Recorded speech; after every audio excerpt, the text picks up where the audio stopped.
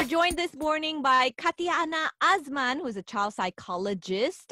This is our segment called Growing Pains. It is a parenting segment, but today we would like to speak about the mental state of our children being stuck at home for so long. You know, as parents, sometimes we sort of inundate our kids with lots and lots of extracurricular activities to keep them occupied. But now, suddenly, they have nothing. All children, they're stuck at home. They cannot even go out of their homes because of this pandemic. And it seems like some kids, and also, of course, some parents, are taking it better than others. Is there an answer to why this is so, Katyana? Well, I think there's a lot of factors to consider. One of the things is also the fact of what kind of looking at what their schedule was like beforehand, right? Some children, from a personality perspective, are just not very outdoorsy, very kind of outgoing. You know, they kind of prefer to do quiet things by themselves, and so personality is definitely something that we've seen determine whether there are kids who are adjusting to the lockdown situation better than others, right? So of course, the ones who were very much outside doing things outdoors, hiking, swimming, and all that were very much affected. But the kids who kind of normally did arts and crafts and who were kind of into video games, those they took to the situation like a fish to water. In fact, parents were coming to me telling me that they felt their kids were handling it better than the parents themselves. So I think that there's definitely those factors to consider. And I think also I give a lot of credit to parents who made sure or tried really hard to ensure that normalcy was maintained as much as possible, especially during the initial MCO phases. So they were doing things with their kids and they were finding ways to kind of keep their kids engaged in the household. And I think that really helped with regards to introducing this new normal setup to the kids, because I truly feel that if the parents are kind of taking it, or at least portraying it as being something that they're adjusting to well, kids will respond a lot better as compared to if parents were feeling cagey themselves. One of the things I often tell parents is that you're kind of like the pilots and the kids are the passengers. And so if we saw our pilots run out of the cockpit screaming, even without knowing what the situation is, we'd start freaking out.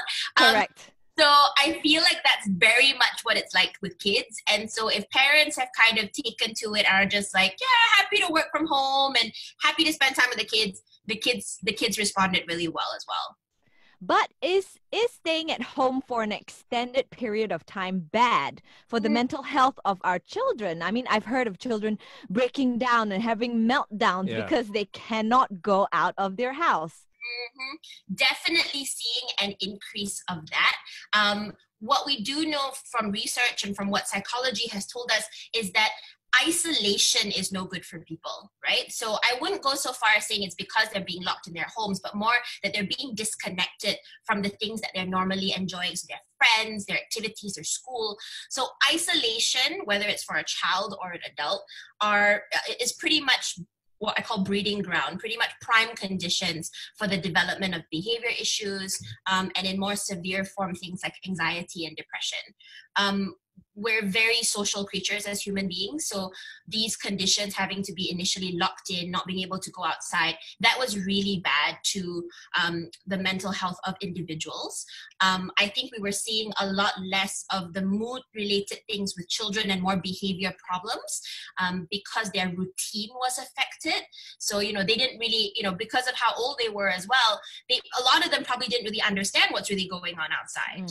So the concept and the gravity of the pandemic hasn't really occurred to them because of their level of development. So they probably think they're being locked indoors for fun. Mommy and daddy just won't let me go out, won't let me play with my friends. And so that's kind of where a lot of the behavior problems were coming from. So definitely something that was not great, right? Again, the parents who made an effort to ensure that normalcy was maintained, that routine was maintained, it's kind of the gold standard. That's kind of seeing the kids who had those types of environments were responding better, and kind of what we are as clinicians advising parents to do during this time. But definitely kids were not taking to it so well in the initial phases, being locked indoors. Definitely not. Actually, though, you actually mentioned that kids were not allowed to, because they're under lockdown, and then they didn't get to have their regular routine of meeting with their friends and everything. So those are kids who are slightly older. What if Mm, kids are so young, mm, and then this is all they know, mm. and they've just been with their parents, and then after that they have to integrate into society, let's just say when they're older, but all they know is lockdown. Is that another issue as well? Absolutely. So you will probably see, and this is something I've also heard, a lot of parents whose younger children who were not maybe enrolled in school full time when the lockdown happened, the kids didn't even notice, because they were spending most of their time at home. And of course, so in the initial phases, you probably get very little, issues or resistance. But like you said, as they grow older, if the situation has not changed, right, because we don't really know when our lives or if our lives are going to go 100% back to what it was before, you're going to then have an issue where you might see a trend of young people who don't really know how to have social interactions and who don't really know, who might not like being outdoors or doing outdoor things. So that's definitely a concern that we're going to have to look for in the future. But yeah, absolutely. The kids who don't normally go outside were perfectly fine. They don't really see the difference. Yeah, and then I have a mom with a 4-year-old who has been crying to go out. Yeah. Poor little girl. And the mom's like, I don't know what to do. Should I organize a small play date for her? Like, what is she craving? I'm not sure whether she's crying because she just wants to get out of the house, or does she crave the interaction with her friends at kindergarten or at Do kids get preschool? cabin fever? Of course, I think. Do. And like I said, again, if you're used to doing things outside, if you're used to having play dates, if these things are normally things that your kid would have access to, definitely you'd get cabin fever if you're just going to be at home, especially when you have families where kids don't have siblings, and they're kind of just by themselves with mom and dad are working. It's definitely an issue for the younger ones. So if your kid's not having the best time and is kind of not misbehaving but reacting to the fact that they're not able to go outside, I would again first find out kind of what's the issue, right? So you could have conversation, even if your child is 4, in a very playful manner. You could have conversations with your kids and say, mommy noticed that you've been really sad lately. Do you want to tell mommy why? Something like that. And if they say, I miss my friends, or I miss having breakfast that her favorite breakfast place or something like that, then you can kind of get direction on how to address it, right? So if it is that she misses her friends, you could organize a play date. You could do video conferences like this with the kids on a scheduled sort of roster, so the kids are still engaging. Not the same thing, but at least at 4 years old, their level of focus is not that advanced to begin with. So you could really get away with a lot in terms of having activities that they could engage in. But it's good to find out what's the function of the behavior. So why are they kind of getting upset, and then going from there. Yeah. Now, there's this very interesting article that I read, and the education minister in the UK actually said that school-going children, they tend to lose more by staying away from school. So the question here is, will they actually lose mental capacity? These are school-going children, as well as suffer from like mental disorders if we continue to keep our children away from school. The thing that we've also been discussing a lot since the lockdown was sort of the implications of online school or homeschooling for all these kids, right? And I think that there is a lot that kids lose, or a lot that kids miss out on when they're not in physical school. They might be doing the same syllabus and the same amount of homework, but they lose on the interaction and the engagement that comes with being in school. And at that level of development, kids learn the most from other kids. So, I do feel a lot of parents are reporting that their kids are experiencing a lot more fatigue, a lot more, loss of motivation, but they're still sticking to the same syllabus. They're still seeing their friends on the sort of whatever platform they're using. And so, one of the things that, and I also, read an article previously about this where they said that, we don't actually calculate the fact that kids get to move from classroom to classroom when they're at school. They get to have conversations with friends. There are recess and break times and things like that, which not very many parents who are trying to homeschool their kids right now are actually factoring in. The kids are often stuck in front of a screen for the entire duration of online school. So they are, to me, I don't feel they're losing as much from an academic perspective, what I would say from that regard are maybe some children who have less attention spans, less focus than other children are starting to fall through the cracks, because you've seen all of the memes on the internet about kids finding a way to make it look like they're paying attention, but they're not. I actually had a client of mine recently when we did a video call where he changed his display name to Reconnecting, so that it looked like there was a problem, but he was right there. So I think that That's very smart. It is, but I caught him because he spelled reconnecting wrong. So I was like, I'm pretty sure. So kids are very, very innovative, and so they will find a way to kind of navigate around it. So I think in that regard, you might lose the ability to really monitor which kids are kind of staying on top of things. The kids with learning disabilities will really struggle with the online school system. So and in that regard, you might lose in terms of academics, but not as much, in my opinion, as what you would lose from the social development side. So the ability to learn how to have conversations with peers, the ability to know what is socially acceptable, the isolation, like I mentioned just now, is something that does science or research wise tell us encourages the development of mood disorders. So there are a lot of factors that we're seeing now that put kids at a higher risk than before. But yeah, we're kind of keeping an eye on everyone and just trying to see whether the trend does manifest itself. It's not an exact science, but I think for me, I'm more concerned about the social impact and the emotional impact rather than the academic one. So are you saying that we should be more worried about our children's mental health at this point rather than their physical health? And if school reopens, would you advise parents to just send their kids back to school? I think definitely. I've been doing that also already, like advising parents to really pay attention to their kids' mental health and their kids' mood, because there have been, especially if your children are teenagers and slightly older, this has been a complete upheaval of their usual routine, and so and going back again to their level of neurological development, the events that we've had to undergo recently are stuff that their growing brains are probably really struggling to adjust to. So even though it might be something that we have acclimatized to as adults, and we've kind of a lot of people are saying they've kind of adjusted to working from home. They don't know what working in an office feels like anymore.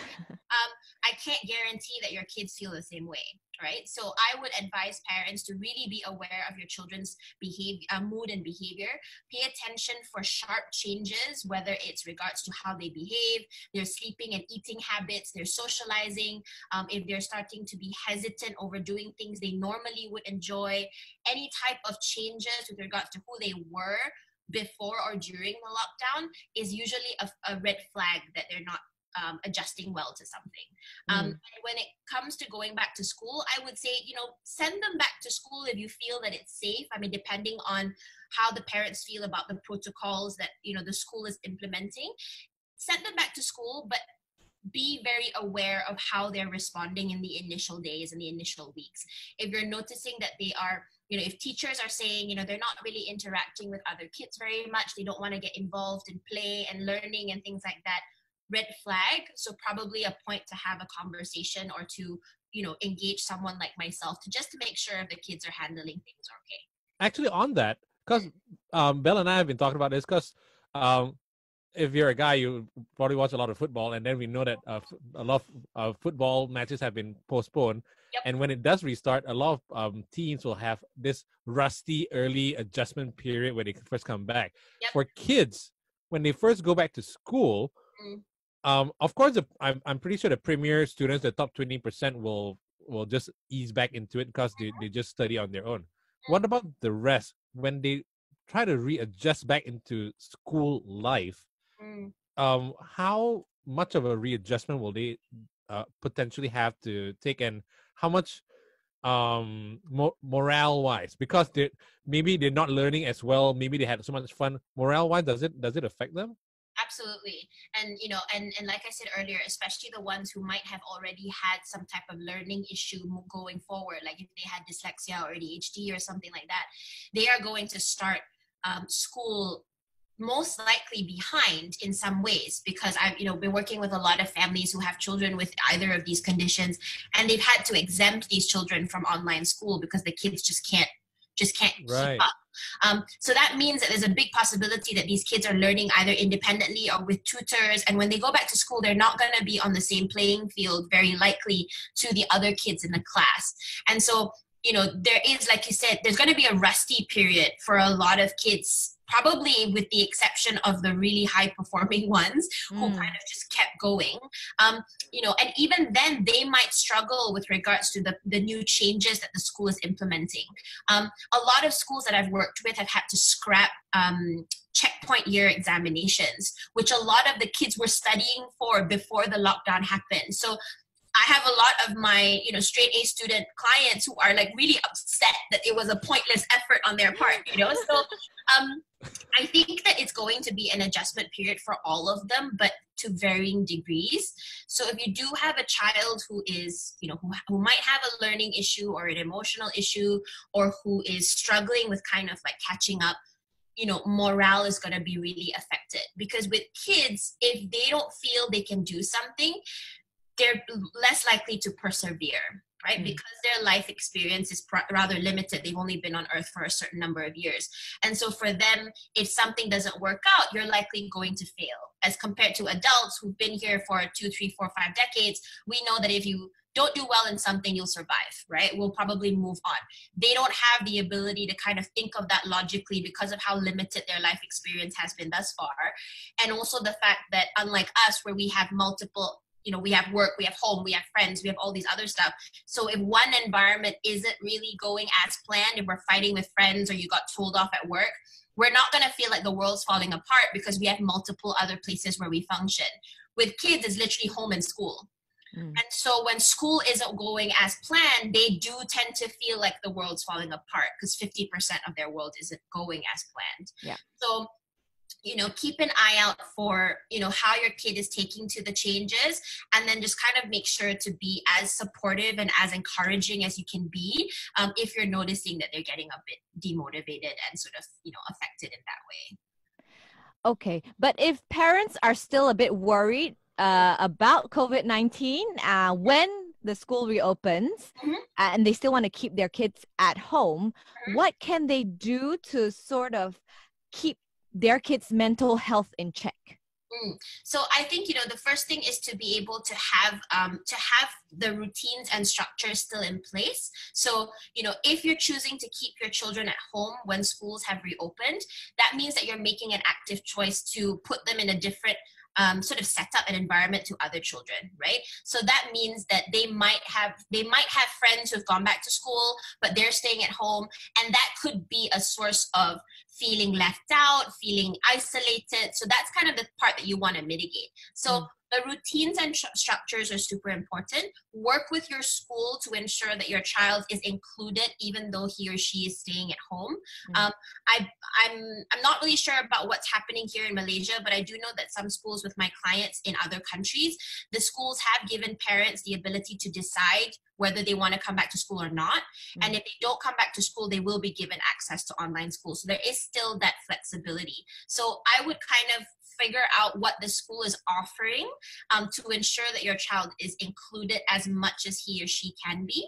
And then when it comes to ensuring that their mental health is kept sort of on an even keel, is to make sure that you have routines and structures in place. So for your children to know, from this time to this time, you're doing this, kind of like they're in school. They have a timetable to try to reduce the amount of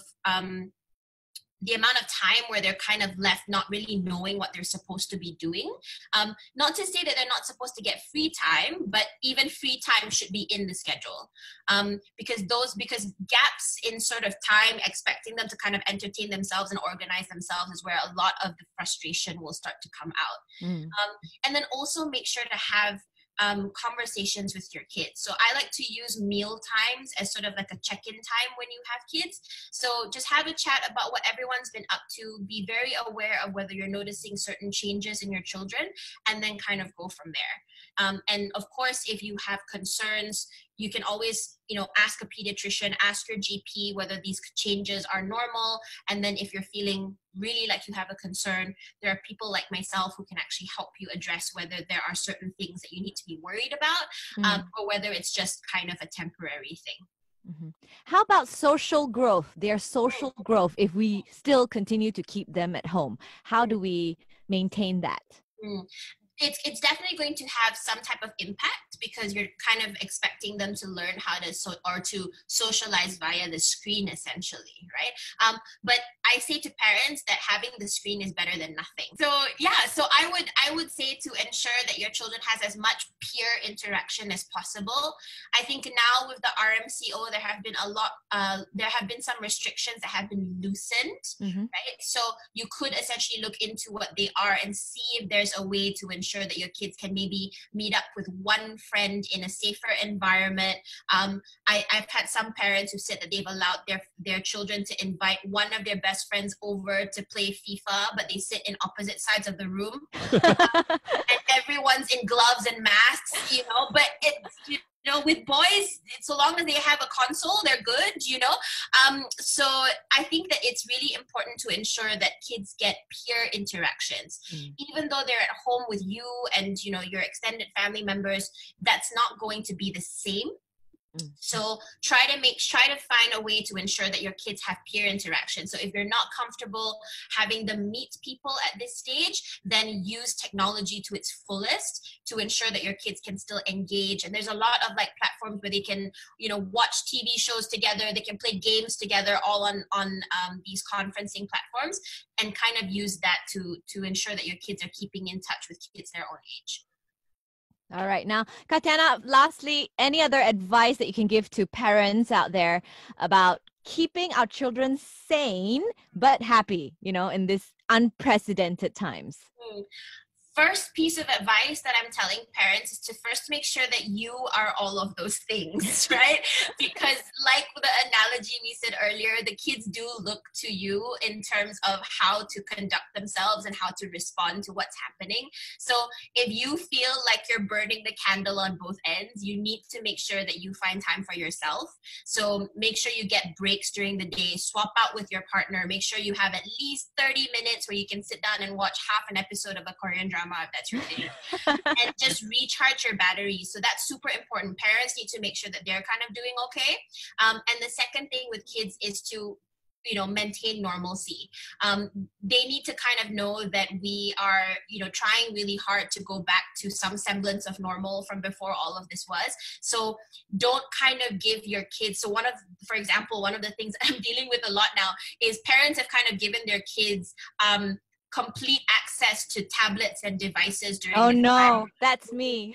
With no time restrictions. And you know what? I'm like, to each his own, but I guarantee you that when the lockdown is over and you want to start pulling back on that, you're going to have a lot of resistance. So I would tell parents to kind of stick to the rules you had before the MCO, the things you want and you don't want your kids to do, stick to it. Don't make it like a special time where you can kind of go against it. And then kind of go from there. But but generally we don't have a user manual on how to navigate this time. So everyone's kind of taking it a day at a time. Even us as therapists, we have pretty much all agreed that we can't give people assurances on where we're going to be in 5 weeks or in 5 days. So to take things one day at a time, stick to normalcy and make sure everyone practices enough sort of self-love and taking care of themselves. And I think that's a pretty good recipe moving forward. Actually, on a tab thing though, how do you do that? I mean, right now, because before MCO, you only have a certain amount of time on the tab. And then MCO, like Bel, now is like full on. Yes. But do you start to pull it back or do you just do it cold turkey? No, don't do it cold turkey, especially for little kids. If you're doing it cold turkey, you are going to have temper tantrums up to your eyeballs. I promise you.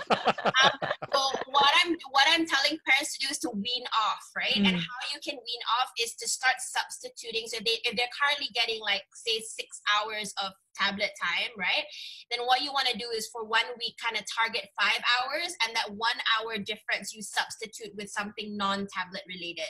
And then once you're seeing them adjust well to that, you can kind of go down down to 4, and then 3. So kind of do it very, very slowly, and then kind of go from there. When you have younger children, if they're throwing a temper tantrum, distraction is a good thing. Try to divert their attention to another activity, and then that will kind of help. With older children, what you can do is start to implement something like a token system, so they can work towards what I like to call time cards, which then go towards how much time they get on the tablet. So you can start doing things like, if you've completed your online schooling work for today, you get a 20-minute time card, which then goes towards your tablet. And then at an allotted time every day, they get to then calculate how many time cards. Like barter trading. It's like barter trading, yeah. So this is something that you can do with older children to kind of motivate them to get into the swing of going to school, doing chores, doing homework, doing all that. But with younger children, definitely wean them off. Don't take it cold turkey, because I feel so bad for the parents who are going to have meltdowns to deal with. So yeah. I'm actually looking at Katyana, is like, you're saying like, if you did it to me, even I would feel stressed out if anybody did cold turkey anything to me. I will cross that bridge when I get there. No, I think, like all of us, like one of the things that was, this probably not something I should be saying on radio, but one of the things that I remember struggling with was having to get dressed to come to the office. A lot of people were doing like the formal clothes up here and then sweatpants, right? Oh, so, exactly. Yeah, so that was my uniform during the MCO, and then coming back to work and having to look like a grown-up was a real challenge. We were working from home until this week, actually. Oh, okay. So yeah, previously I was like, it's what matters is what the top that matters. Exactly. But the danger was at some point, I just didn't care what was on top as well. I wasn't going with it, man. I didn't care.